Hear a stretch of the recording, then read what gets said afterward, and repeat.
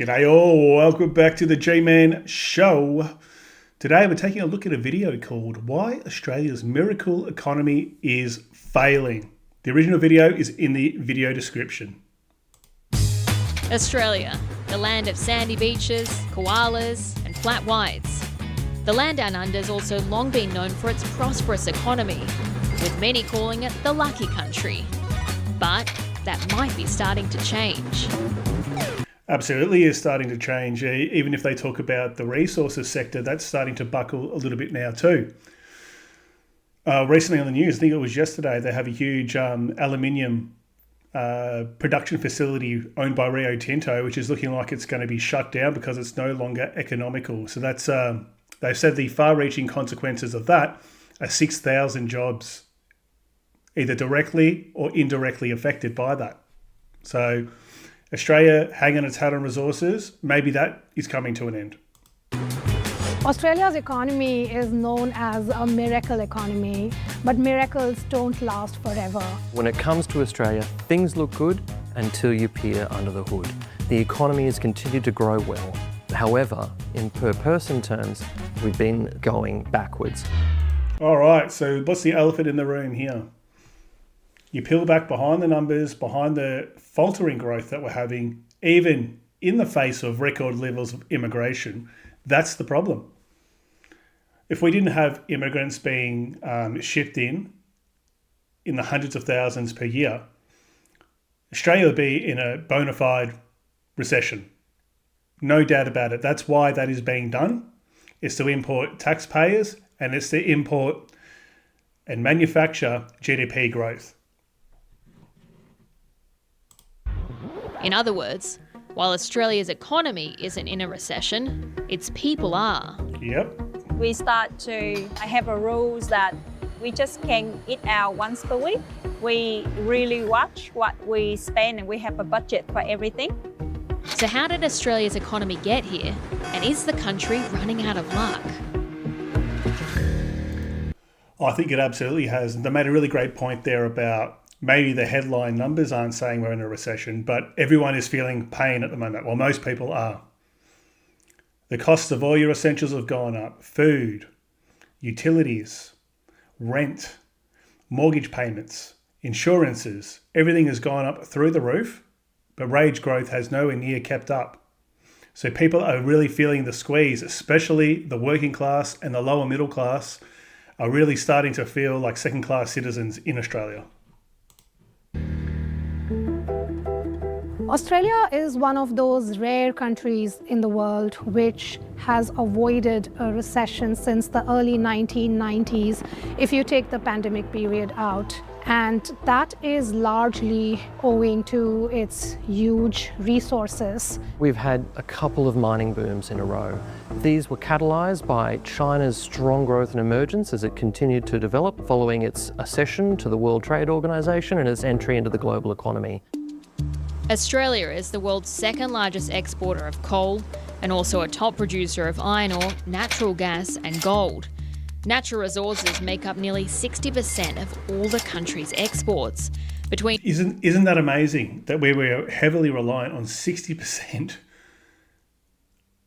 on resources?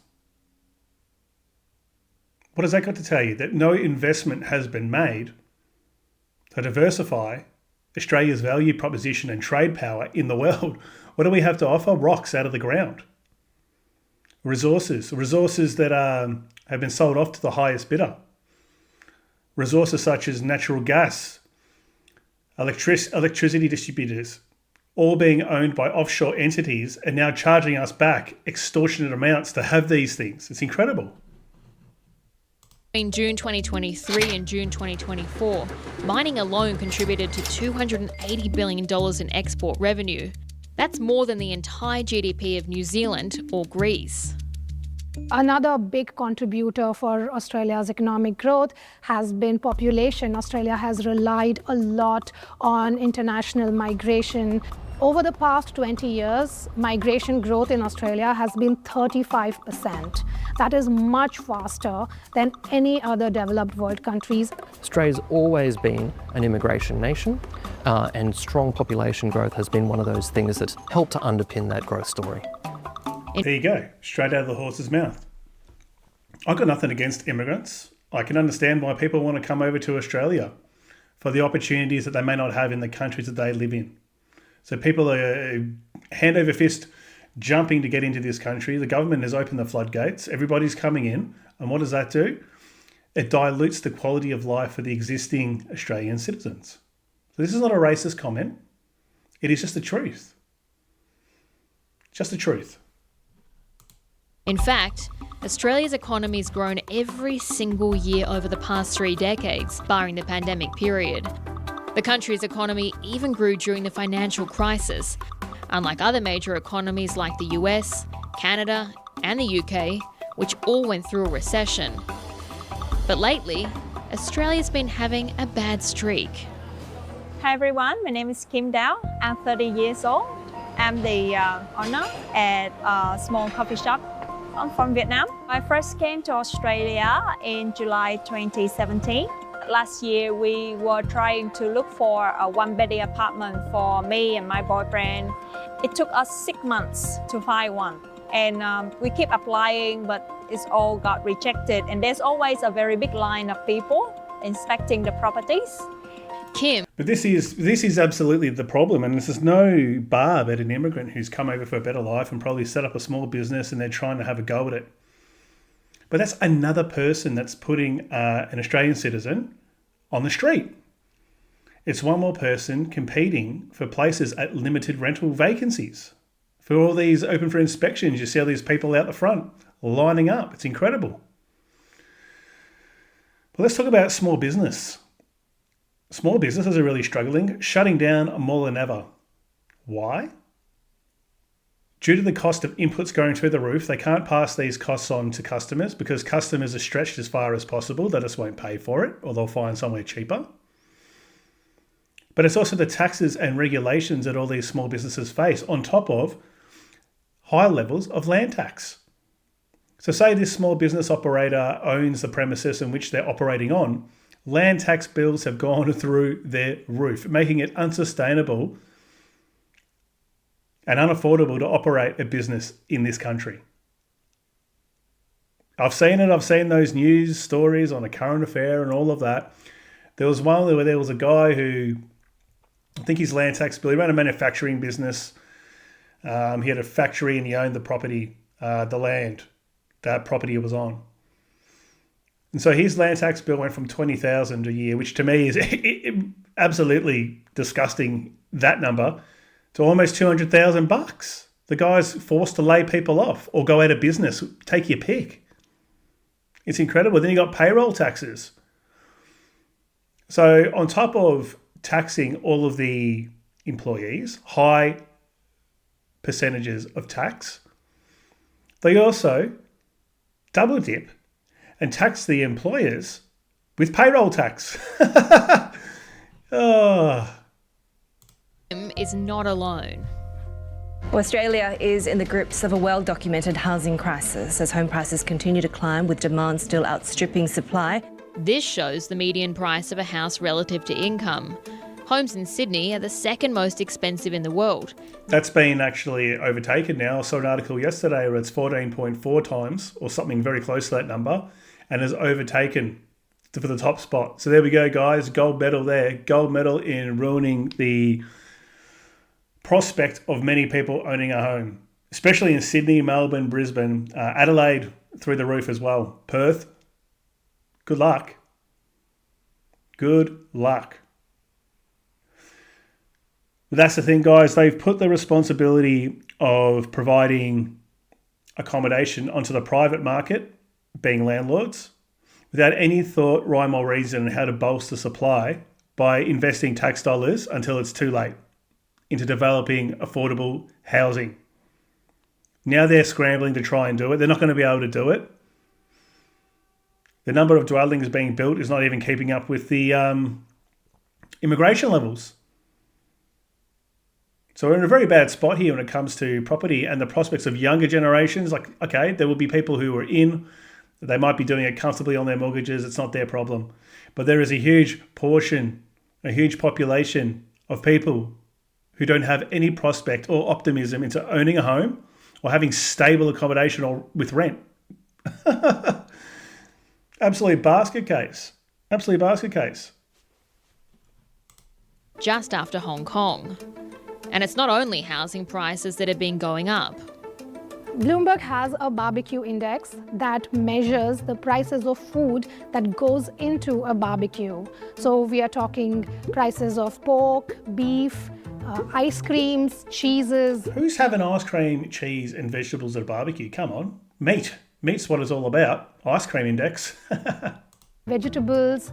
Since its creation in 2020, the price of all of these ingredients have risen significantly. Because we have to bake fresh every day. So we have to constantly, buy new fresh ingredients, and those price fluctuation is really, really hitting us hard.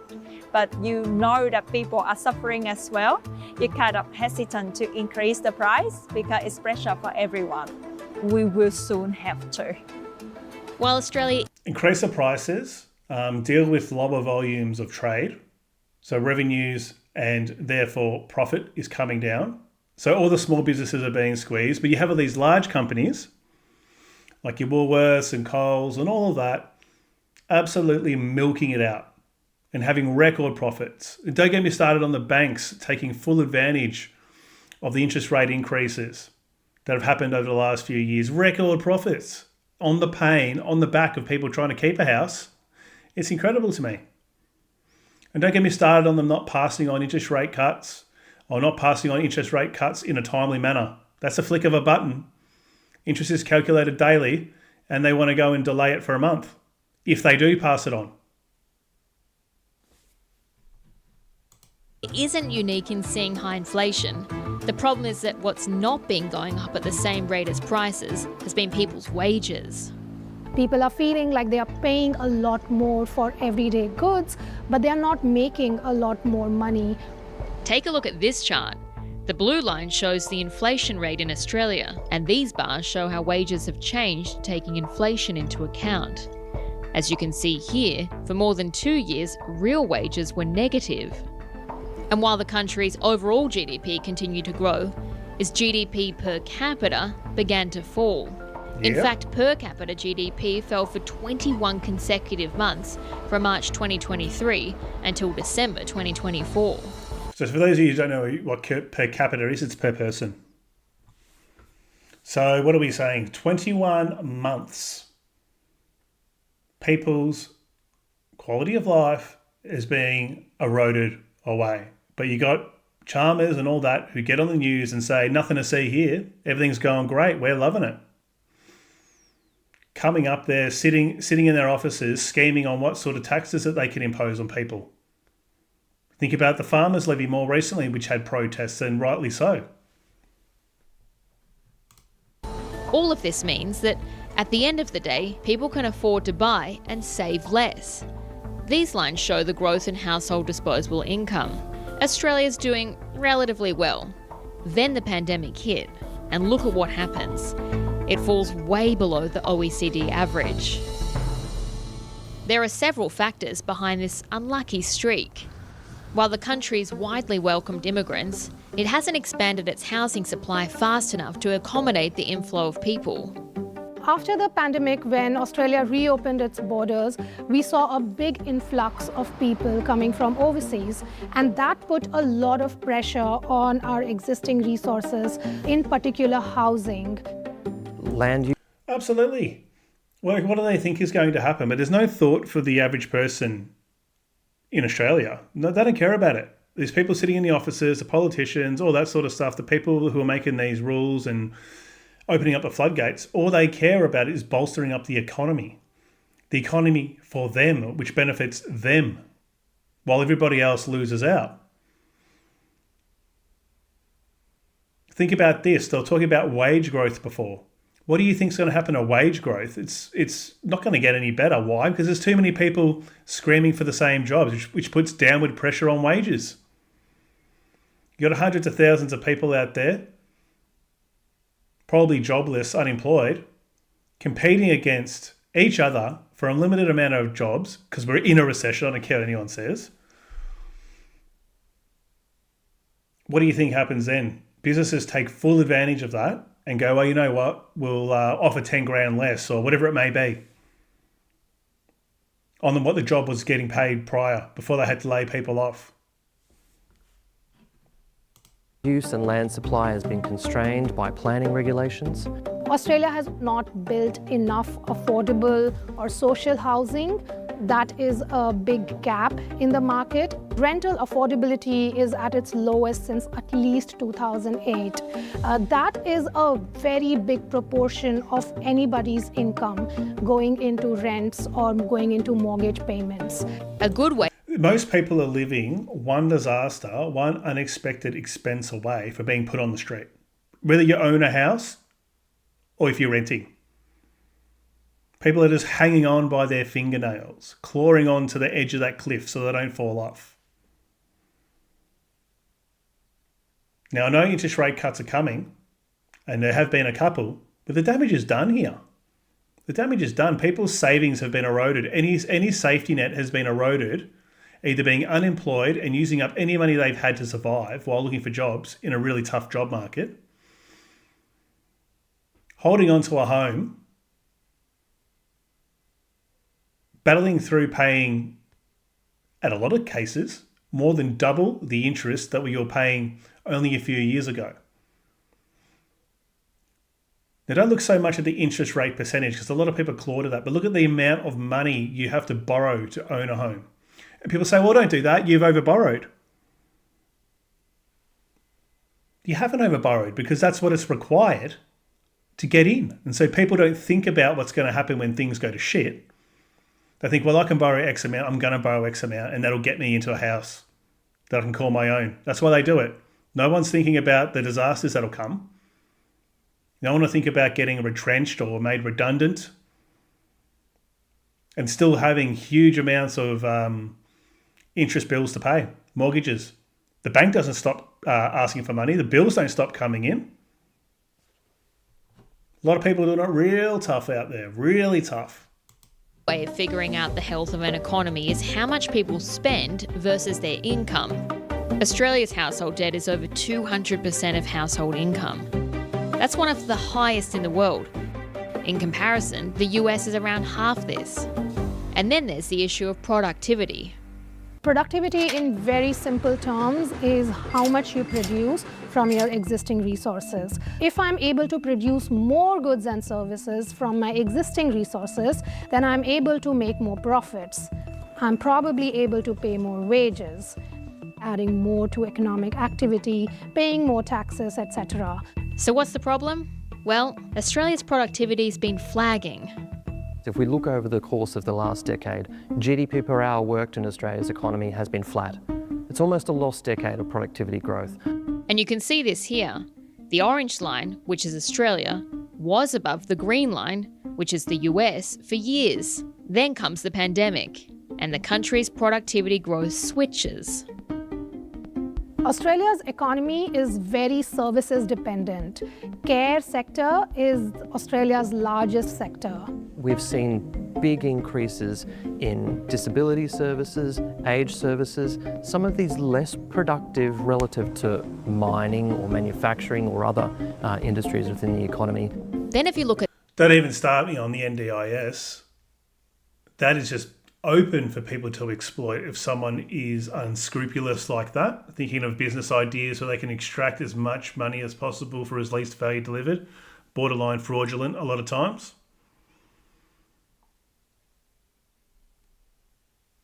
We're living in a banana republic.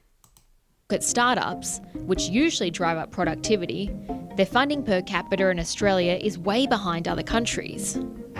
Inserting that dynamism into the economy, and in turn boosting productivity, will be a key challenge for the Australian government in the years to come. Okay, let's talk about that. So they showed this stuff about manufacturing. We don't barely have anything left here. Think about what we've heard over the years. You got Holden and Ford closing down thousands of jobs. You got all those canneries closing down. due to the fact that all those manufacturing plants closed down for the automotive industry, all those factories that were making the parts to supply the spare parts industry, gone. The list goes on. They're not investing in anything. Now they're going in and investing billions and billions of dollars into renewables.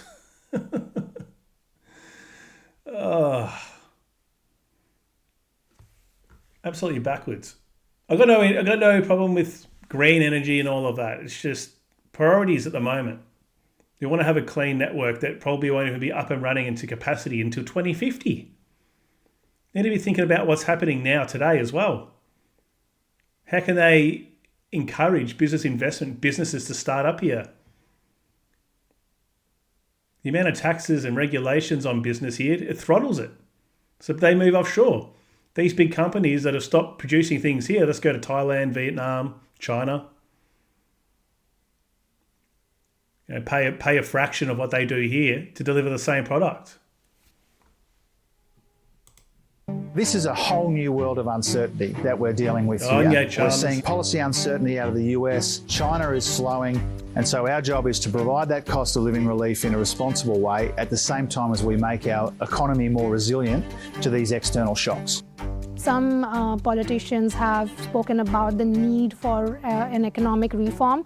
Australia has not had a major economic reform since the 1990s. On the manufacturing side of the economy and the mining side of the economy, we can continue to foster innovation, encourage investment to help make sure that those industries are as competitive as possible. The government's already taken a step in this direction by introducing a plan to boost green manufacturing and high tech.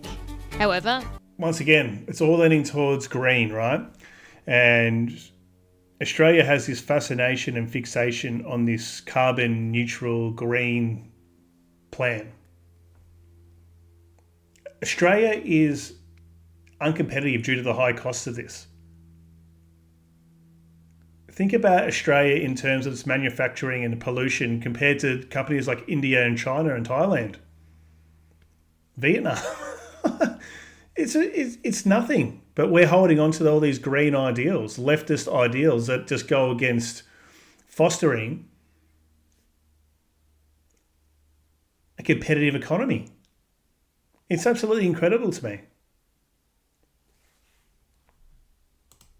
analysts say the funding levels are comparatively small and more work needs to be done to identify potential opportunities for Australia.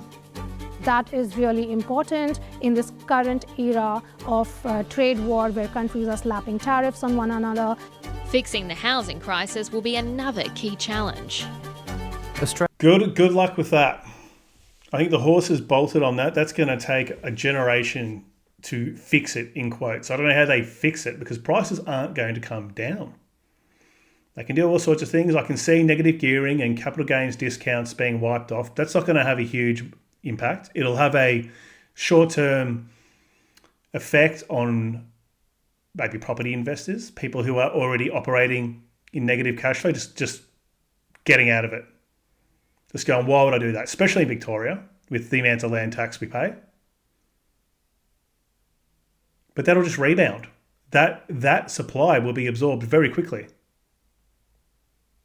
So now we're doing things now, like they're trying to build up all these high-rise apartments and rezoning and all that sort of stuff that is inevitable that's going to happen. Too little, too late. What else they need to do? They need to get on top of this bullshit that developers do by land banking. What's land banking? That's when these large development companies buy farms and all that sort of stuff on the outskirts of a particular city. I'm going to talk about Melbourne here. And they sit on it to restrict supply, to create higher prices for their stock, i.e. the properties they're developing on this land. All of that needs to be unlocked and developed as soon as possible. They're sitting on it for 7 and 10 years. That's what they do. I just do a quick Google of it, land banking. It's not a tinfoil hat thing here. I'm not ranting and yelling at the clouds here. This is a very real thing. They also need to look at getting things under control and looking and really taking a microscope at taking off restrictive taxes on businesses. They're not going to do that. They'll probably add more. Businesses need to have money so they can operate, expand, create jobs, create prosperity.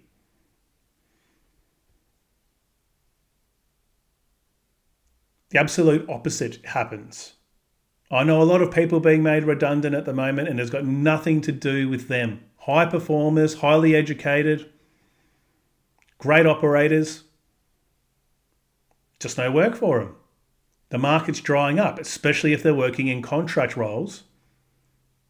The market's dried up. There's no work. No one's doing anything. No one's building anything. Things have slowed down for now. Absolutely incredible that we're in the position that we're in. People put mental health. Go look at the city in Melbourne. I'm going to talk about Melbourne.